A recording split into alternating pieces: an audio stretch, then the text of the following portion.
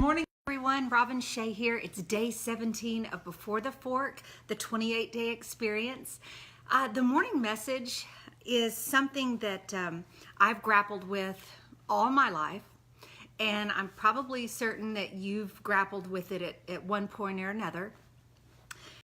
And you know the phrase that we hear all the time, comparison is the thief of joy, right?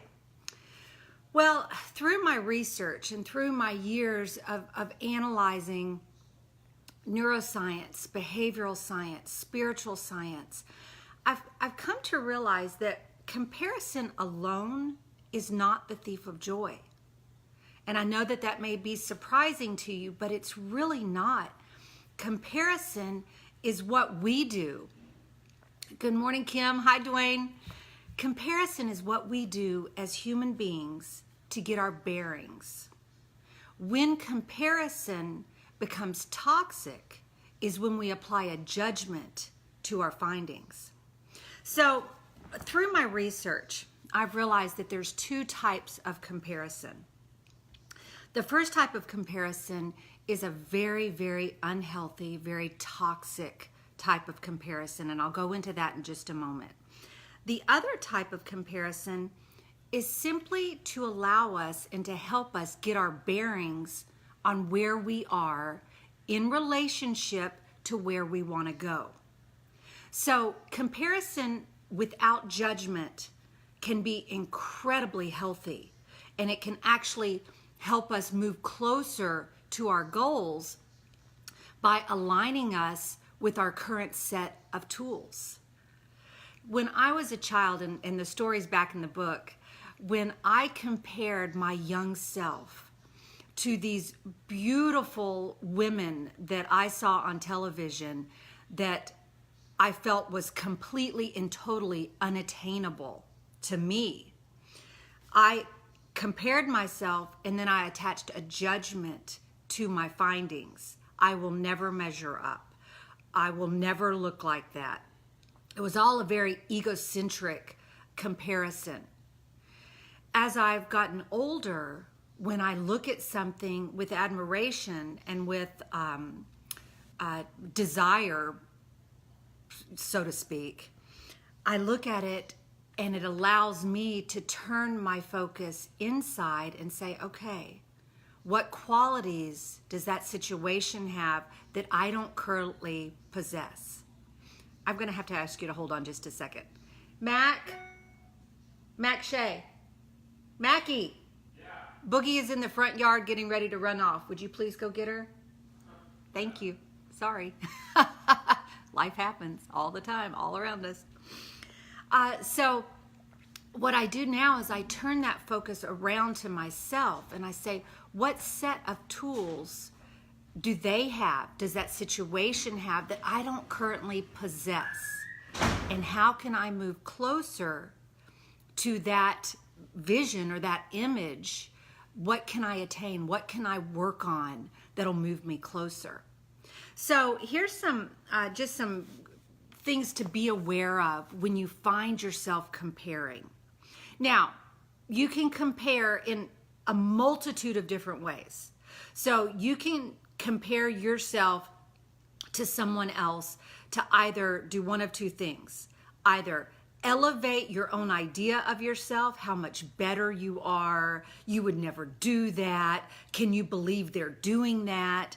All of this is a very egocentric comparison to make yourself feel better, okay? So it's to boost your ego up and look at someone and look at what they're currently doing and look down upon them. We push our ego up. So that's a very egocentric comparison.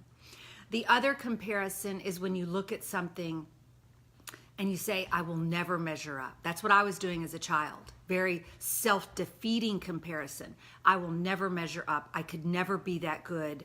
I will never look like that. I could never have that car. I could never have that home. Okay, so that type of comparison is to validate where you are in your current opinion of yourself. So we have one comparison that boosts your ego because you're so much better than that. Uh-oh, let me turn that off. You have another comparison that validates your current standing in your own personal opinion of yourself, okay? Neither of those feel good. So when you catch yourself comparing and attaching a judgment to either falsify your ego and boost your ego up, or you find yourself comparing to validate how crappy you really are, both of those are a toxic style of comparison.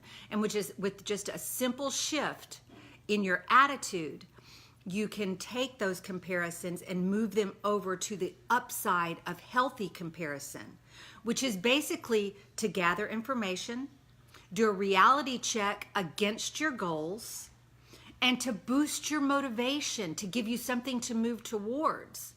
Now, what I will say is that the toxic comparison that boosts your ego up is really, you know, they say sometimes the people that gossip, it says more about them than it does the person they're gossiping about.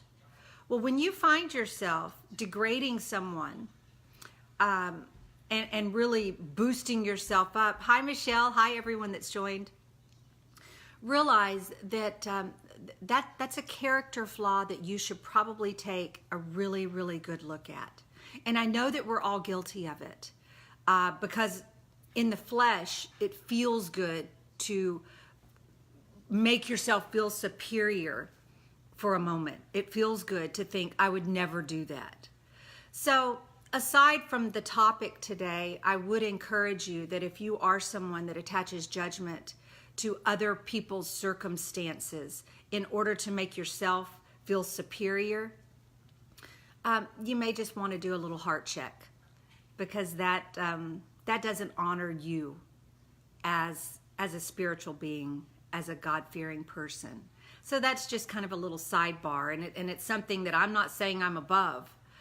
It's something that I'm just basically saying it's a real good way to check in with yourself and ask yourself, is that who you want to be? So a couple of things about healthy comparison. It feels innocent, and you'll feel the shift. You'll feel the shift from toxic comparison to healthy comparison, because it will become a motivator. It will become something that you suspend judgment from, and you're basically just observing.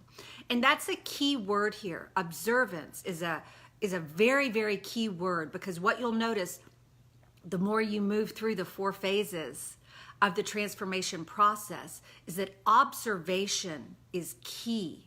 When you can get in a situation that you're having all of these red and yellow zone emotions rise to the top, and you can step back and stop being reactive to the situation, and you can start observing the behavior, you are one step closer to allowing yourself to climb up that happiness ladder into those green zone emotions and release the reactive side of your nature. Release that.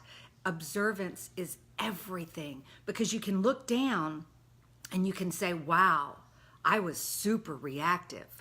I was so reactive in that situation. What can I do differently?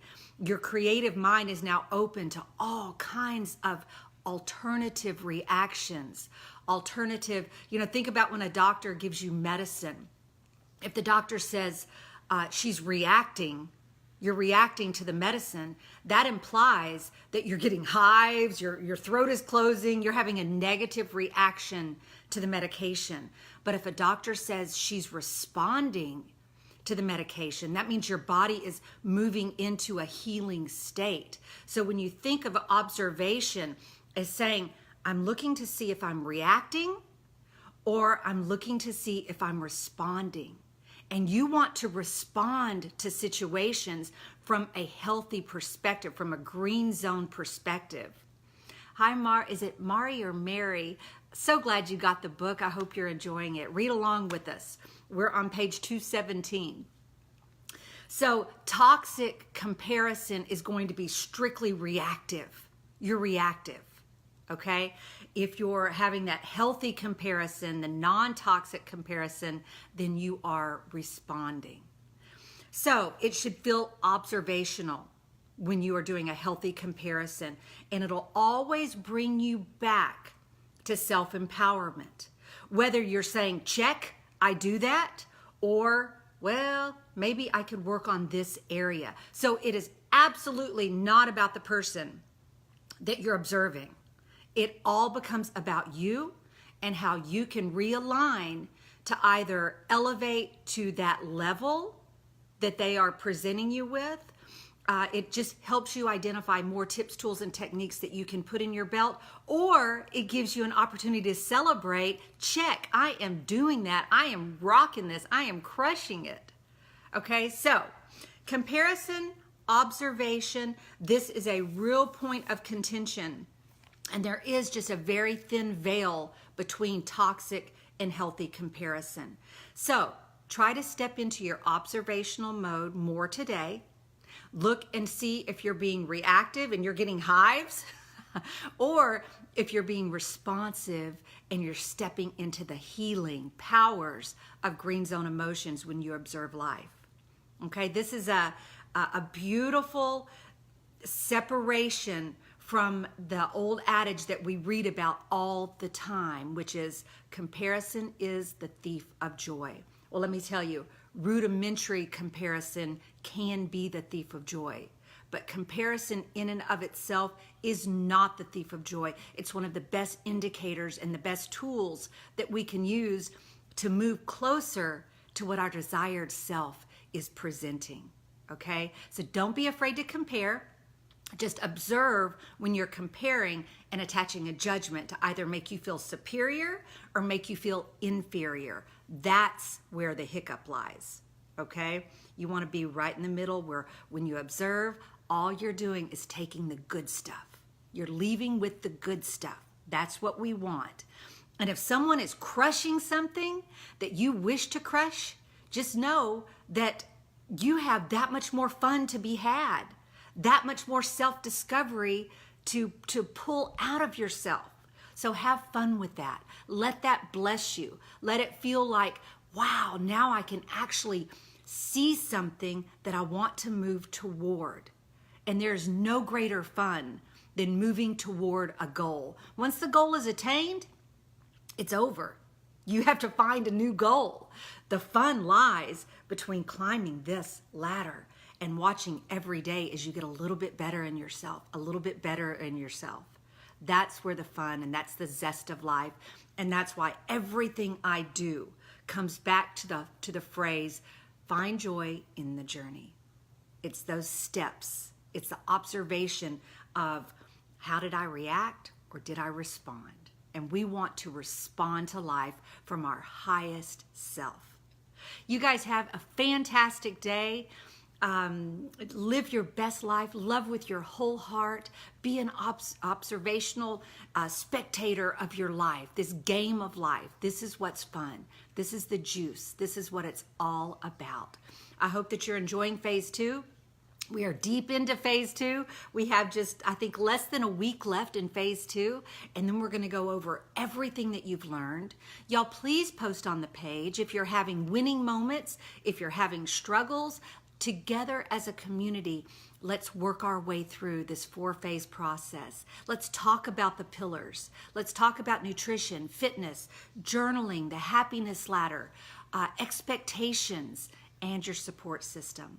So you guys have a very blessed day. Mary, thank you for joining us today. I think that's the first time I've seen your name on the page. I'm so glad to have you here. Again, I love you all. Be super blessed and go out there and be a blessing to someone else. Have a wonderful day.